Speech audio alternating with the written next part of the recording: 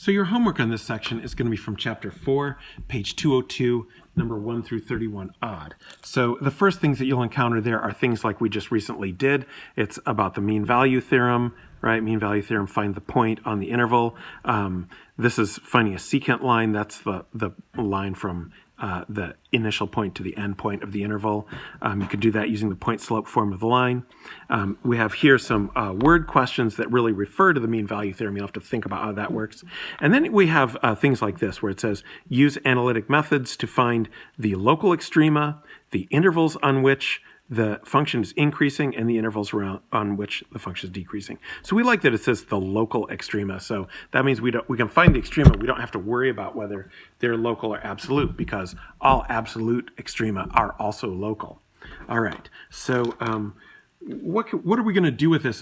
So we could, you find local extrema by finding all the critical points and then testing the endpoints of the interval. Well, these aren't on an interval, so we don't have an interval. And as far as critical points go, because this is a polynomial, there's no non-differentiable point. So all of the points where f prime is equals 0 are all the critical points. So all I really have to do is find where the derivative is 0. So what is the derivative? The derivative is 4x cubed minus 20x. But I actually can do better than just saying where the derivative is 0, because since I need to know where the function is increasing and decreasing, we'll see that's actually pretty easy to formulate a fairly complete analysis of the function just by analyzing what f prime looks like as a graph. So we're going to look at the graph of f prime. So in order to do that, we need to factor x squared. And this is just one of many tools available to you. So, you could do critical points and, do first derivative test. But I'm going to show you how if we make a graph of f prime, it's going to give you all the things that you would normally get from first derivative test anyway. So, by the way, get used to the idea that the x squared minus 5, I can still factor that. X plus square root 5, x minus square root 5. Think about that. But you definitely can. Okay, so what I'm going to do is use this to make a graph of y prime. It doesn't have to be a super accurate graph, just a qualitative graph, okay? So what do I know about y prime? I know it has x-intercepts at 0, negative square root 5, and positive square root 5. So here's negative square root 5, here's 0, here's positive square root 5. All right, and I know I have x-intercepts at each of those points. So I also know, first of all, I actually know everything about the graph already, because this is a positive cubic. There's only one way a positive cubic can go through this. It has to go like this, right? That's the only thing a positive cubic can do. I can sort of analyze a little bit deeper if I want to.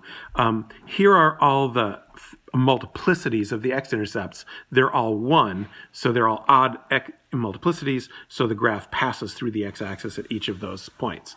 By the way, though, it's a good example of the fact that the multiplicity is out here. It's not in here. So I have x squared minus 5. That's not multiplicity 2. That's multiplicity 1, because if I factor it, the multiplicity is 1. It's the multiplicity is the exponent outside the factor, not inside the factor. And you can really see that here already. There's 2 roots. They're both multiplicity 1. Okay, so now with a graph of f prime, I can really analyze everything that's happening with f. So I can look at the interval from negative infinity to negative square root 5. All right, f prime is negative, so f is decreasing. All right, from negative square root 5 to 0, f prime is positive, so f is increasing. 0 to square root 5, f prime is negative, so f is decreasing. And square root 5 to infinity, f prime is positive, so f is increasing. All right, so I know all that just by looking at the graph. I know even more. I don't have to do first derivative on x equals negative square root 5 to find out if this is a max or a min. I can look at the graph and see directly that f prime is changing from negative to positive. So f has a min, because f prime changes negative to positive. Notice I'm always clear about when I'm talking about f and when I'm talking about f prime, right? F has a min because f prime changed sign. All right, f has a max at 0 because f prime changes positive to negative. All right, f has a min at x equals square root of 5 because f prime changes positive to negative. Okay, now this is just sort of a sketch of what I'm thinking about the answer and the justification for this problem. So what I really want to say about it for a complete statement justification, they asked me for local extrema. So f has local mins, as 2 of them, at x equals negative square root 5 and x equals positive square root 5. You could say x equals plus or minus square root 5 if you wanted. But you want to say because f prime changes negative to positive there. So we're going to fully justify these like it was an AP exam free response question. F has local max, has a local max.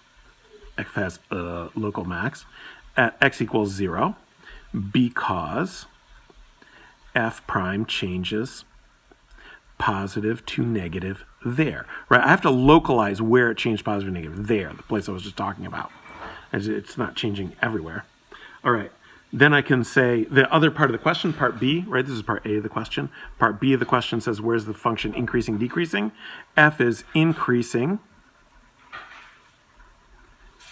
on the intervals negative square root 5, 0 and square root 5 infinity because f prime is positive there. All right, and f is decreasing on negative infinity to negative square root 5 and 0 to square root 5 because f prime is negative there. All right, nice fully justified responses to the question. So I don't want to say anything else about that. I don't think so. I guess one thing that you can do as sort of a check on your work is say, all right, if this is what I'm saying about f, that it has these maxes and mins, what does f look like? So I know, for example, that f has y-intercept of 9, because if the x's are 0, the y is going to be 9. So here's y-intercept 9. All right, the only other thing I know is f has a min at negative square root 5, so I'll just negative square root 5, put them in there. F has a max at positive square root 5. I don't know if it has mins. I don't know if these mins are above the x-axis or not, but for purposes of what I'm writing, I don't really care. What I do know is this is a min, this is a max, this is a min, so what does f look like? F looks like this. All right, so that's my graph of f. This, I guess it's y actually. This one's y prime. This is y prime over here. This is y. If I'm going to make different graphs, I need to clearly label them.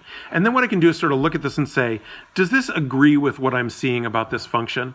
All right, this function is a positive quartic, so I expect the end behavior to be up, up. I expect no more than 3 turning points.